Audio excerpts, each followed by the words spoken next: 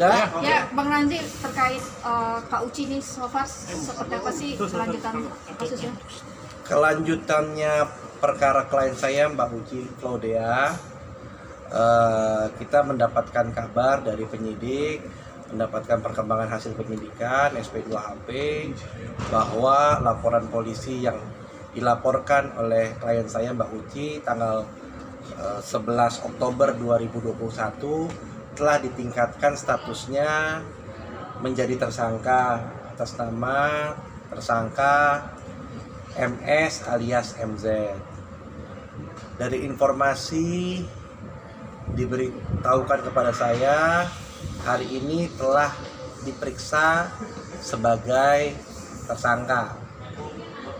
Jadi itu yang bisa saya update ke teman-teman media, bahwa atas laporan klien saya sudah stepnya maju sampai tersangka.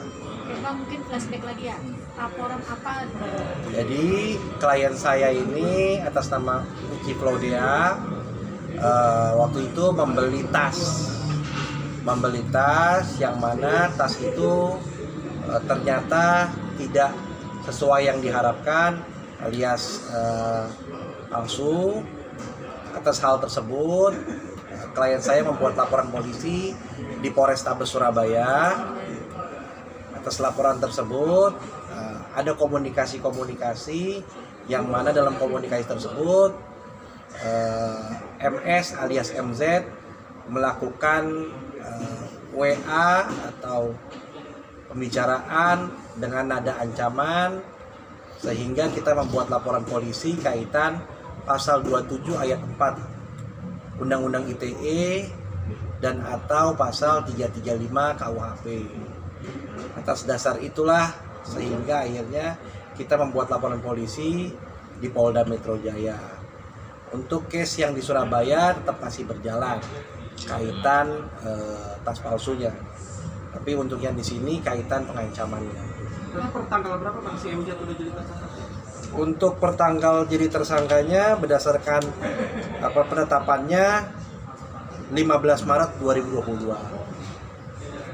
Katanya sudah dilakukan pemanggilan dan hari ini saya dengar infonya sudah diperiksa sebagai Tanggapan Ica sendiri seperti apa? Tanggapan Mbak Uci, Uci. ya beliau menyampaikan terima kasih sudah menginformasikan kepada kepada beliau, dan beliau meminta saya untuk mengawal kasus ini sampai ke meja hijau. Bang, mungkin sebelum jadi TSK ini mungkin pihak MZ ada etikat baik meminta maaf. Iya, tadi saya diinformasikan juga oleh penyidik bahwa ada surat juga yang dikirimkan Mbak MS yang tembusannya kepada saya, kepada Mbak Uci maksudnya, dan saya sebagai kuasa hukumnya, dan saya dikirimi juga sama pengacaranya permintaan maaf dan meminta perkara ini diselesaikan secara restoratif justice, artinya diselesaikan secara kekeluargaan. Tetapi sampai sejauh ini klien saya belum ada upaya ke sana karena klien saya posisinya di Surabaya. Ya, tapi yang disampaikan klien saya minta perkara ini dilanjutkan. Tapi nanti bagaimana perkembangannya, apakah nanti bisa diselesaikan atau tidak, kita lihat nanti ke depan. Bang, tas yang dituduhkan itu palsu sudah dikembalikan atau gimana? Untuk tas itu kan kaitannya laporan polisi di Surabaya. Informasi yang saya dapatkan, kan saya tidak mengikuti yang di Polrestabes ya. Informasi yang saya dapatkan bahwa tas itu kan dikirimkan ke pihak yang bisa menilai. Artinya setahu saya kemarin katanya ke Paris dicek keasliannya. Nah, di situ katanya sudah keluar suratnya atau bagaimana. Saya belum bisa menyampaikan katanya langsung seperti apa. Seperti itu. Jadi penyidikannya beda dengan yang di Polrestabes Surabaya. Bang, kalau yang ini kan 11 Oktober ya? 11 Oktober? 2021. Iya. Nah ini kan kayaknya panjang, udah tahun 2022. Nah seperti apa sih menanggapinya Bang? Jadi begini, namanya laporan polisi kan, penyidik Polda Metro kan banyak laporan polisinya.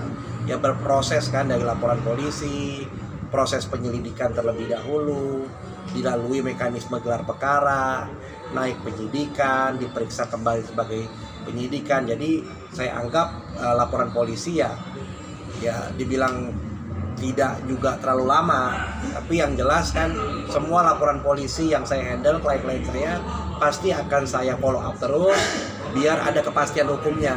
Makanya teman-teman media, setiap saya lapor polisi dan memberitakan seperti ini kan artinya saya akan menyampaikan sejauh mana ketika sudah naik penyidikan, sudah naik tersangka. Ya mudah-mudahan ketika nanti ada selanjutnya kan P21 dari kejaksaan, nanti akan kita sampaikan juga ke teman-teman media. Ada rencana Mbak Uci sendiri akan dipanggil sebagai saksi kah ke Polda Metro? Sementara ini kemarin sudah, artinya Mbak Uci sudah diambil keterangan baik dalam penyelidikan dan penyidikan. Nanti apakah diperlukan kembali untuk sebagai saksi, pelapor atau korban, ya kita menunggu dari pihak penyidik untuk bisa memberikan panggilan kepada kita. Jadi kapanpun penyidik panggil ya pasti kita akan datang. Berarti sudah cukup puas ya?